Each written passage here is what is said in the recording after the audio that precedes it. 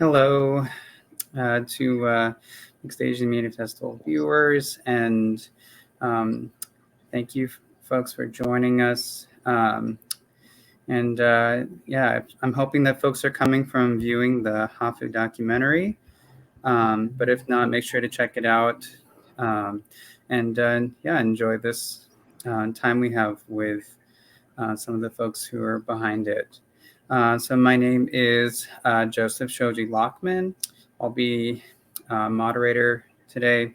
My pronouns are he, him, his, and joining you from Seattle, Washington, which is also the occupied unceded homeland of Duwamish and Coast Salish people. I am a mixed race man with dark brown hair. I'm Japanese American and European, brown eyes, and streaming with relatively blank wall, kind of white wall background here. And I'd like to ask actually our other two folks to introduce themselves, starting with Megumi. Hi, everybody. My name is Megumi Nishikura. My pronouns are she, her, and hers. I'm joining you from Brooklyn, New York, on the occupied and unceded land of the Lenape people. I'm a mixed race woman with black hair and dark eyes. I'm calling from my home in front of a brick wall with a poster of the Hafu film behind me. And Lara? Hi, everyone. My name is Lara Perez Takagi. I am the director and co-producer of Hafu. My pronouns are she, her, hers, they, them. I am joining you all from Madrid, Spain, in Europe. And I am a half Japanese, half Spanish. I don't know if I already said that. I have black hair, almond eyes, brown eyes, dark skin, and I am streaming with a white wall as a background behind me as well from my home. Thank you both so much. And we're really excited today to have an opportunity to talk a bit about the Hafu documentary. As a half Japanese person myself, I had a really amazing time viewing this. And just to kind of start us off, I was hoping actually that the two of you could just speak a little bit more about your backgrounds and kind of what led you to collaborating and making this. And I would love Megumi for you to start us off. Yeah, sure. So I am Japanese on my father's side and Irish American on my mother's side. I was born in Tokyo, Japan, and I was raised in Asia until I was 15 years old. I then moved to the United States, went to high school, and then I came to New York. I went to NYU for college, but then decided to go back to Japan to pursue graduate studies. And it was there when I was kind of in my mid-20s, I kind of had this experience where I was confronted about my half Japanese experience on a daily basis because, for the average Japanese person, when they look at me, they don't see me as even half Japanese. They identify me as a foreigner. And so having that constant experience of the rest of society treating me like an outsider made me start to question my own identity, and it made me want to seek other people like myself so that I could have a safe space. And so I started to go to different Hafu and Hapa gatherings, and through doing that, I came across a project called the Hafu Japanese Project, which was a photography and research project started by Marcia Yumilise and Natalie Willer. They started this project back in 2008 in London, and then brought the project to Japan to expand it and photograph half Japanese people in Japan. And that's where I met Lara. And through all our conversations together, we recognized that there was a lack of stories around the mixed race experience in Japan, and so we decided to collaborate and make a film together. Megumi, that's great to hear, and kind of what led you here. And Lara, I'd love to hear kind of what happened on your side of the story as well. Sure. So I was born in Japan, but shortly after I was born, my family moved us to the United States. So I grew up in the US and Canada until I was 6. And then we moved back to Europe, where I grew up most of my formative years. And then the last year being in Australia. So I'm a bit of a like third culture kid, TCK, as you will. And I always, in my home, it was very important for my parents that we knew, spoke and read and write Japanese, read and write Japanese. So to be literate in Japanese. And so, it was always kind of in our future that we would spend some time in Japan in our adult lives. So I pursued also graduate studies there, uh, which I was lucky to have been able to get granted. And so I spent my 2 first years in Japan attending university, and that's when I met people from all over the world, and also like other Hafu Japanese, other than the people that I knew from my Japanese Saturday school, which I attended in Madrid when I was a kid. And that's when, I thought like living in Japan was going to be easy for me because I already knew how to read, write, speak, and just like Megumi, I was challenged every day about, my kind of who I was, my identity. So I found myself kind of becoming more and more curious about what it was to be half Japanese. And in meeting other Hafu, I somehow, found the Hafu Japanese project of Marcia Yumilise and Natalie Meyer Willer. And that's where I approached them. And I was, very curious about their project and I wanted to collaborate somehow with them. And that's when they introduced me to Megumi. So that's when we all started talking and decided that was we wanted to pursue making a film because of the lack of representation in the media in terms of in-depth, identity of somebody who's Hafu in Japan. So that's how we got there. That's incredible to hear your story as well on this. And I have to say, again, I really resonate a lot, hearing that as, someone, who first really spent extended time in Japan, in their 20s and, came with knowledge of language and, some of the um, maybe more superficial aspects, but, discover that maybe you're not totally ready really to confront all of the realities of living as a mixed race person, in Japan. Um, so thank you for speaking to that.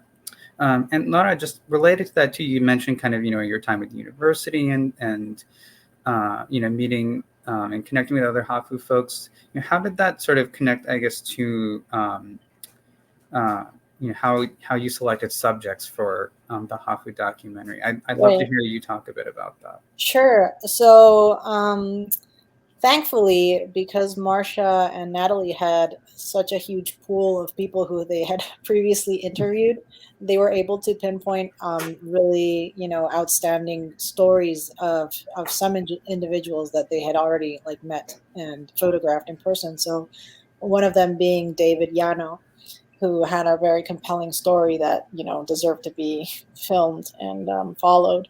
And so yeah, there was David. They introduced us to Fusae-san, who's the half Zainichi Korean Japanese woman from Kobe, and then we did want to try and keep it more local, like filming in Tokyo because of budget purposes, because we had to really start from scratch, to build up our budget to film.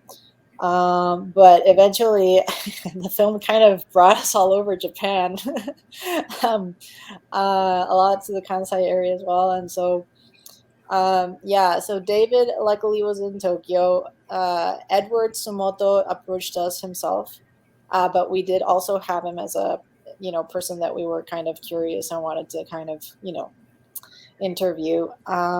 We were looking for someone who was half Asian. At the time, we had one person in Japan who fit the profile. She was half Taiwanese, but unfortunately, because of personal things, we weren't able to continue her story. Um, the Oi family was well, we were very lucky to find them. Megumi's, I guess, mother had some relations with the foreign wives of Japan. Was it foreign wives of Japan? And they had pinpointed a family that was in the midst of, thinking about swapping their children from Japanese school system to the international one. And this is something that happens a lot. And we hear this story happen between other Hafu who live in Japan, who grew up there, that they were initially started off in the Japanese system and then they swapped over to the international one. So we wanted to explore that part more in depth. And then Sophia Fukunishi, we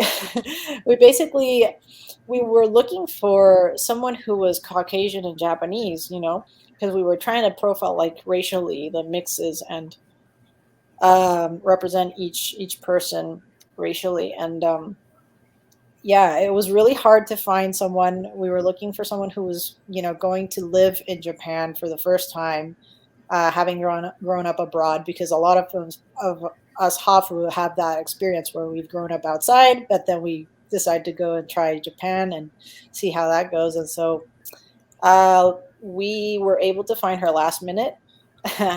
And like the day before her arrival, I had to wake up like at 4 a.m. and like jump on a train to get to the airport and film her arrival. So that was all like that happened so quickly, but we were lucky to be able to include her as well. So especially being half Australian, which is also a huge, I think there's a lot of half who are half Australian. So yeah, that's kind of trying to put it all. Hope it made sense. Wow, there's so much there. It's such a amazing process to make this all come together. Megumi, was there anything you wanted to add on that? I mean, I think one of the things that that was always a challenge for our film, that we tried to do our best to kind of capture, is the breadth of the diversity within the Hafu experience. And one of the reasons, we made this film was because in Japan, when you say Hafu and ask people what they think of kind of European-centric, Caucasian mixed, half Japanese people who are model beautiful, who are perfectly bilingual, who have dual citizenship, and come from a life where they traveled back and forth from each country, and that's not the reality. There are certainly those people, and there are the people who only live in Japan, only speak Japanese, only only have Japanese citizenship, and are Black mixed, or kind of any Latin American, or any range of the 192 UN countries,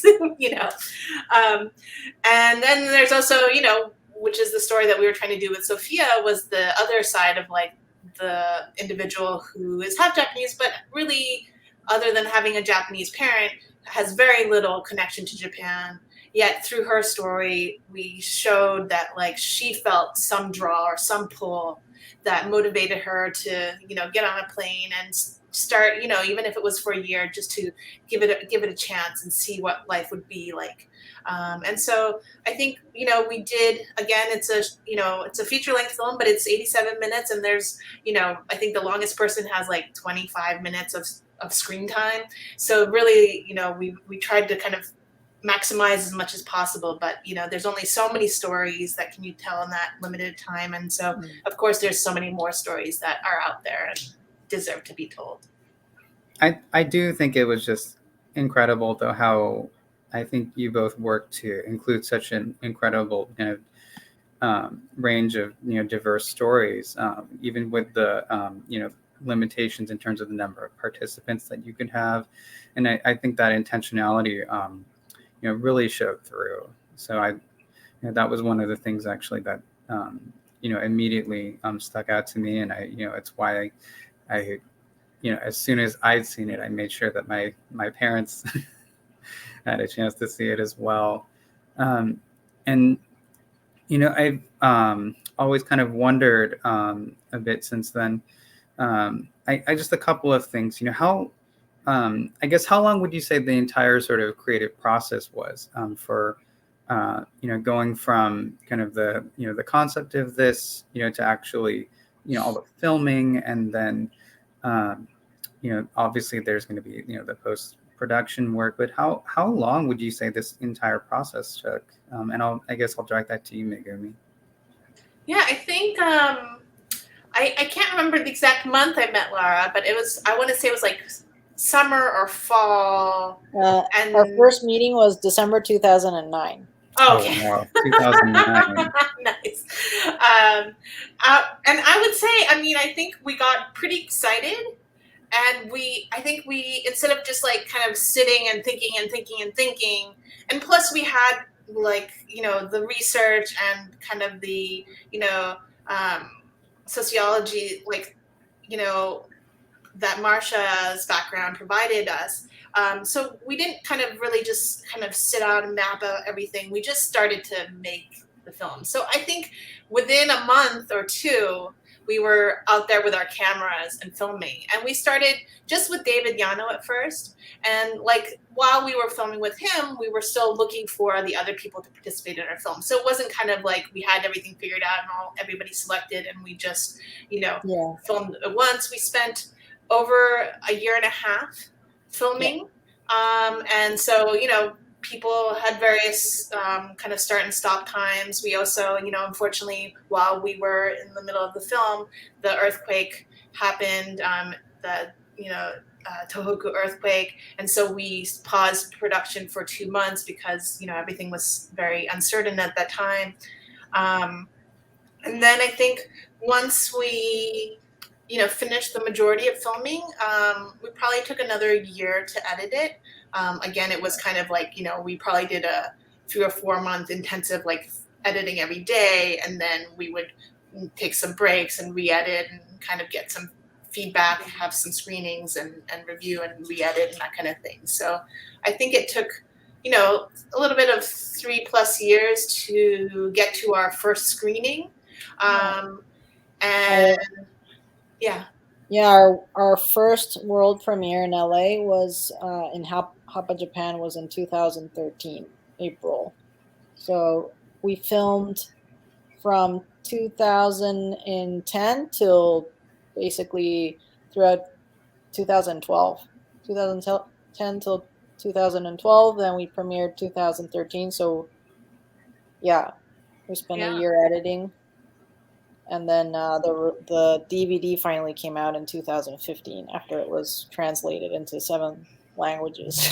Yeah, wow. So even when we had our first screening, it didn't, like, the work didn't stop, Mm-hmm. We were constantly looking for distribution. We were doing screenings, attending and doing talks. And, like, I think sometimes it's so easy to think, like, a film, like, starts when the moment you pick up your camera and then it ends when you have your first screening and then it's over. But actually, like, I would say the breadth of the film where we did, a lot of work where it was, like, our main almost job was, like, probably, like, 5 years or more. Yeah.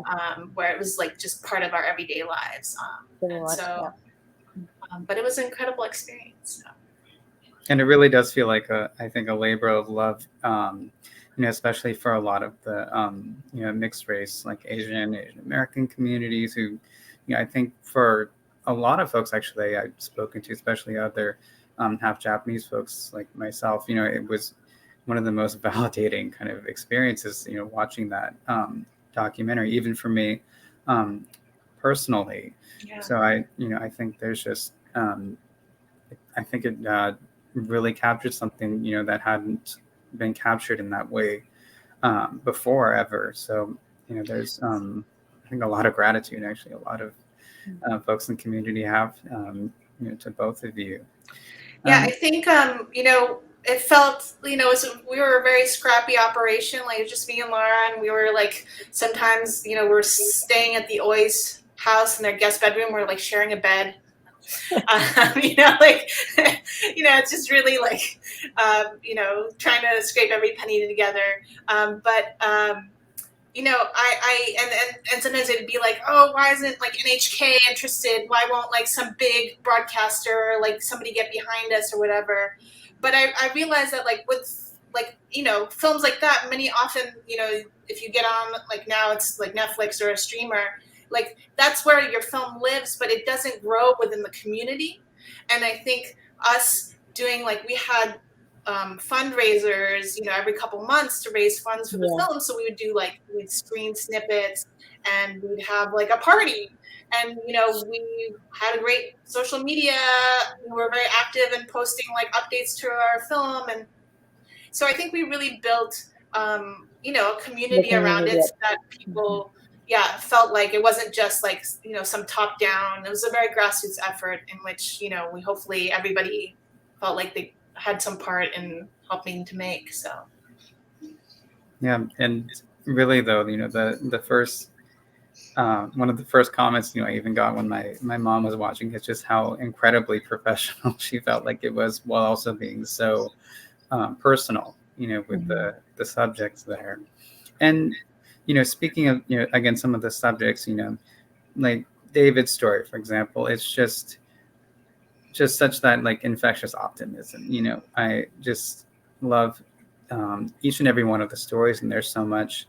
And I was curious to know if you've done kind of any follow up or just kept in touch, with some of them, since then, or heard about some of their just reactions to the film, and also just kind of what they've been up to. But has that kind of been something you've done over over the years since then? And Lara, I'll direct it to you first. Sure. Well, in my case, I've been really in touch with the Ois and Sophia. I've been following them quite a lot. Actually, the Ois, it's really funny. They ended up, the kids were attending a university really close to where I was living before I moved here. So I was following their progress, every day. I saw that Alex is now, training to become a pilot. He was attending Embry-Riddle, famous university in Daytona Beach, and his sister, I think, is in another academy, and she's training to become a professional athlete. So, seeing how they're becoming adults is very amazing to me, because we followed them when they were so little and going through all these struggles, and now watching them become such, incredible personalities, both of them. It's amazing.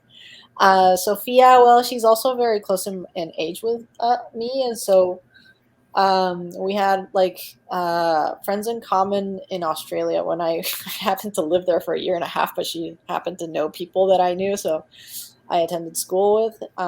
So yeah, I've been following her progress, and now she's currently married with a baby, just had a baby recently, and so we kind of are back and forth swapping mommy advice through Instagram and stuff like that. Unfortunately, the people in Japan, I haven't really been super. I mean, Edward is always very active, so I see him on Facebook all the time, kind of commenting and posting things and seeing what he's doing, what he's up to. Fusai-san and David, actually, I don't know if David got married. I heard that he did. and I haven't I see that he's active, but I don't I haven't been in touch personally with him.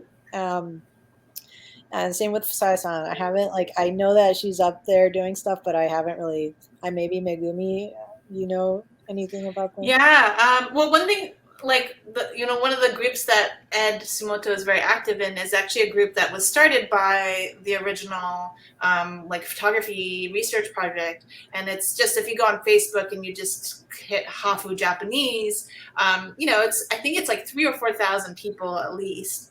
And so, if you're looking for an online community to join, it's a really welcoming space.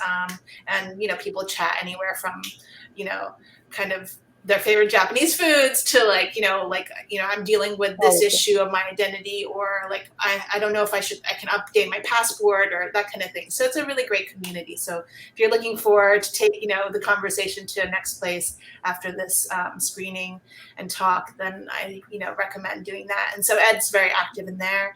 I know that David, he's still very active in continuing to raise funds for the kids in Ghana. I think, before COVID, he was on a more regular basis bringing Japanese folks to Ghana, so doing more of an exchange program.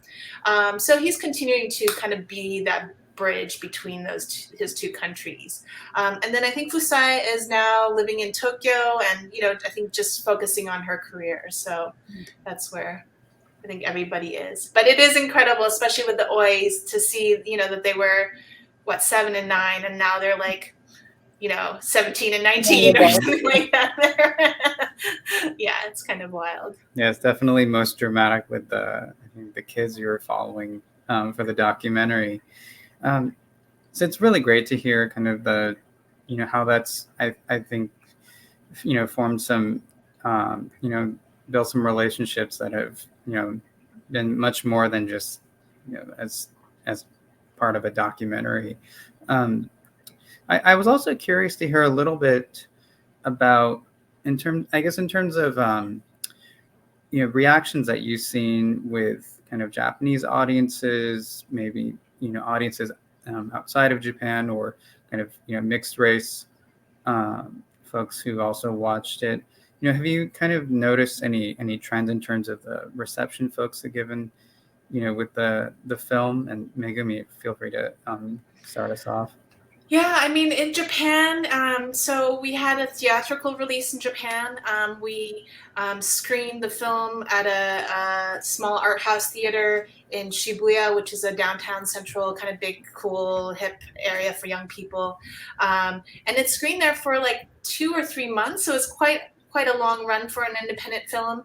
And for the first couple weeks, I went to like screenings weekly, if not daily, and was very curious to see who would come, and certainly it was I think the film is still an indie film, and so we didn't have a huge marketing budget, so it wasn't like some random person like just heard about it and came. A lot of it was like through the community, but I saw people who were like the relatives of that they had Hafu family members, or that they were teachers who had Hafu students in their classroom, and dealt with seeing those kids being bullied. So I think there were people who were very kind of on the fringe, or like the 3rd or 4th degree, if you want to go with the 6 degrees of Kevin Bacon or whatever, like no, have some connection to this awareness, and but didn't know enough about it, or maybe weren't comfortable yet to ask these questions, because it is still there isn't a lot of dialogue around it, and so this was an opportunity for them to come and see the film, and see what these experiences might be like. So there was a lot of great discussions, and I always loved it when the discussions went away from me talking, and like somebody from the audience who was Hafu stood up and shared their own experience. And then I think just worldwide, I mean, it's incredible. There's just, and Lara can definitely speak to us, there's Japanese communities everywhere. Yes. And they have all married other people. And they all have Hafu children.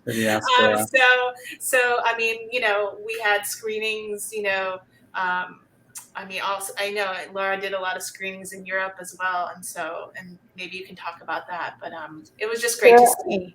Yeah, so just a heads up, we got about a minute left. Oh, okay. So I did want to just try and squeeze in one last thing here before we wrap up. I don't want to cut you off, Lara, but I did want to just give you both a chance. Since you're not just it's not just that you made a film about mixed race community, but you were also creators yourselves of mixed race background, and I want to make sure that folks are supporting the work that you're doing, and I want to just ask if there are any projects that you're working on you wanted to just quickly mention for the audience. And Lara, did you have anything? We got about a minute left, but I'm just very active in my Hafu community right now online, because since I became a mom, I haven't had a lot of time to divert other than just working, and I use my leisure time to talk to my Hafu folks online.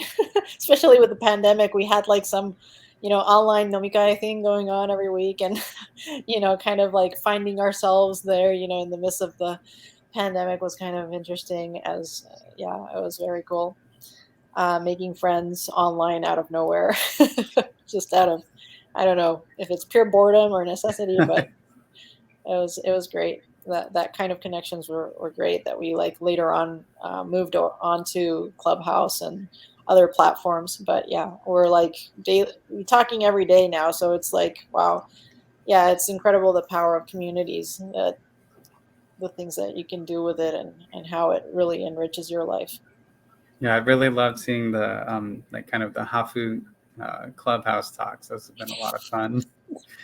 Yeah. And Megumi, did you have anything you wanted to mention? Yeah, I'm working on hopefully what will be my next feature film. It's a historical documentary on the first Asian American ballerina who was half Japanese and half American, Irish American. She actually has the exact same makeup as I do. And she danced in the 1930s and 40s and kind of at the height of World War II, she became like a big Broadway sensation where her name was on the big billboard and she played the leading love interest. But this was at the same time that her Japanese father was incarcerated in a prison in Chicago, and her younger brother was fighting the European front with the 442. And so it's just kind of this great historical story of how a family is split up and just how all the different obstacles she overcame as kind of the first Asian American ballerina. No, that sounds incredible, Megumi, and I think a lot of us are really looking forward to that. So just wanted to say thank you so much again to both of you for taking time to be a part of this and just for all the work that you've put in to help raise visibility for a lot of folks in our communities, and just also for taking time, of course, as busy moms, to be a part of this as well.